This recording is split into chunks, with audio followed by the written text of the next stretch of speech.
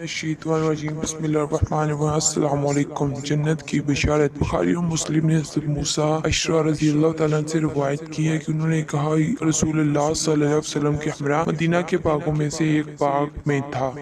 ایک شخص دروازے پر آیا اور دروازہ کھلوایا۔ حضور نبی کریم صلی اللہ علیہ وسلم نے مجھ سے ارشاد فرمایا کہ کھول آؤ اور اس نے آنے والے جنت کی خوشخبری دو۔ میں نے دروازہ کھولا تو وہ حضرت ابوبکر صدیق رضی اللہ تعالیٰ عنہ تھے۔ میں نے رسول اللہ صلی اللہ علیہ وسلم سے ارشاد کے مطابق آپ کو بشارت کی بشارت سنائی، وہ حمد الہی بجا لائے۔ پھر ایک اور شخص آیا اور آقا نے دروازہ کھلوایا۔ حضور نبی کریم صلی اللہ علیہ وسلم نے فرمایا دروازہ کھول دو اور آنے والے کو جنت کی بشارت دو۔ میں نے دروازہ کھولا تو حضرت عمر رضی اللہ تعالیٰ عنہ تھے، ان کو بھی رسول اللہ صلی اللہ علیہ وسلم کے فرمان کے مطابق جنت کی بشارت دی، وہ بھی حمد الہی بجا لائے۔ پھر ایک اور شخص آیا اور دروازہ کھلوایا۔ حضور صلی اللہ علیہ وسلم نے ارشاد فرمایا کہ دروازہ کھول اور اس شخص کو بہشت کی بشارت دو، ایک بلوے کے اوپر جو اس پر ہوگا۔ میں نے دروازہ کھولا تو وہ حضرت عثمان غنی رضی اللہ تعالیٰ عنہ تھے۔ آپ صلی اللہ علیہ وسلم کے حکم کی تعمیل کرتے ہوئے میں نے ان کو بھی جنت کی بشارت دی اور وہ بھی اللہ کی حمد بجا لائے۔ پھر انہوں نے کہا خدا کی مدد چاہیے۔ پیغمبر اسلام صلی اللہ علیہ وسلم نے اس حدیث کے مطابق حضرت عثمان رضی اللہ تعالیٰ عنہ پر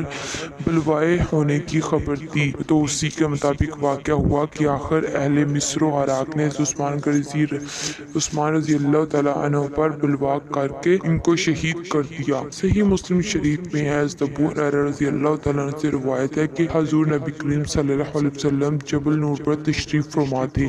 آپ صلی اللہ علیہ وسلم کے ہمراہ حضرت ابوبکر صدیق، حضرت عثمان، حضرت علی، حضرت طلحہ اور حضرت زبیر رضی اللہ تعالیٰ عنہ تھے۔ پہاڑ ہلنے لگا۔ حضور صلی اللہ علیہ وسلم فرمایا ٹھہر جا، تجھ پر نبی یا صدیق یا شہید ہی تو ہیں۔ اس حدیث میں رسول اللہ صلی اللہ علیہ وسلم فرمایا حضرت عمر، حضرت عثمان، حضرت علی، حضرت طلحہ اور حضرت زبیر رضی اللہ تعالیٰ عنہ کے شہید ہونے کی خبر دی تو اسی کے مطابق واقعہ ہو اور تو ان سب حضرات نے جام شہادت نوش فرمایا۔ صحیحین میں سے ہے کہ شفیق نے حضرت حذیفہ رضی اللہ تعالیٰ عنہ سے روایت کی ہے کہ حضرت عمر رضی اللہ تعالیٰ عنہ نے مجھ سے کچھ پوچھا کہ جو کچھ حدیث رسول اللہ صلی اللہ علیہ وسلم سے اس فتنے کے بارے معلوم ہو جو سمندر کی طرح موجے مارے گا تو بیان کرو۔ میں نے کہا تمہیں اس فتنے سے کیا سروکار ہے؟ تمہارے اور ان کے درمیان ایک دروازہ بند ہے۔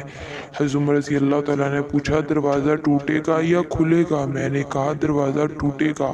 عثمان رضی اللہ تعالیٰ نے فرمایا پھر کبھی بند نہ ہوگا۔ شقیق کا بیان ہے کہ میں نے حضرت حذیفہ رضی اللہ تعالیٰ عنہ سے پوچھا کہ عمر رضی اللہ تعالیٰ جانتے تھے کہ دروازہ کون ہے؟ حضرت حذیفہ رضی اللہ تعالیٰ عنہ نے کہا ہاں بالکل ایسا ہی جانتے تھے جیسا کل سے پہلے رات ہے۔ شقیق کہتے ہیں کہ حذیفہ رضی اللہ تعالیٰ عنہ کی ہبت کے سبب اہم دریافت نہ کر سکے کہ دروازہ کون ہے۔ ہم نے مسروق سے کہا حذیفہ سے معلوم کرو کہ دروازہ کون ہے۔ جب انہوں نے پوچھا تو حذیفہ رضی اللہ تعالیٰ نے کہا اس حدیث پاک میں رسول اللہ صلی اللہ علیہ وسلم نے خبر دے دی تھی کہ جب تک حضرت عمر رضی اللہ تعالیٰ عنہ زندہ رہیں گے امت کے اندر کوئی فتنہ واقعہ نہ ہوگا۔ واقعہ یوں ہی نما ہوا کہ عمر فاروق رضی اللہ تعالیٰ کی حیات تک ان کے دور خلافت میں اسلام کی روز بروز ترقی ہوتی رہی اور مسلمانوں کے اندر کوئی فتنہ پیدا نہ ہوا۔ ایک دن حضرت عمر رضی اللہ تعالیٰ عنہ اور حضرت ابو ذر رضی اللہ تعالیٰ عنہ کی باہم ملاقات ہوئی۔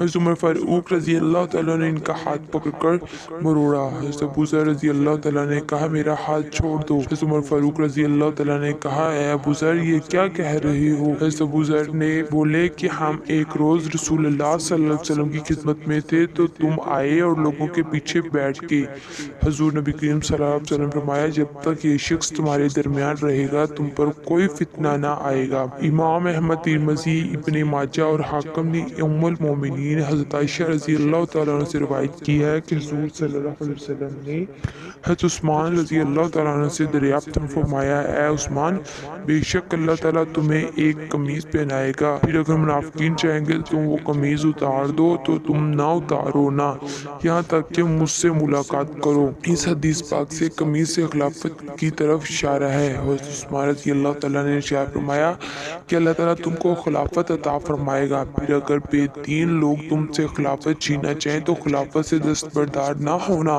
اور نہ تم لوگ امر خلافت سے علیحدہ ہونا۔ واقعہ ارشاد پاک کے مطابق ظاہر ہوا۔ حضرت عثمان رضی اللہ تعالیٰ عنہ خلیفہ ہوئے اور بلوائیوں باغیوں نے ان سے خلافت سے علیحدگی کا مطالبہ کیا، لیکن آپ نے تک خلافت کو پیغمبر اسلام کے حکم پر کاربند ہو کر نہیں چھوڑا اور کہہ دیا مجھ سے رسول اللہ صلی اللہ علیہ وسلم نے جو عہد لیا میں اس پر ثابت قدم رہوں گا۔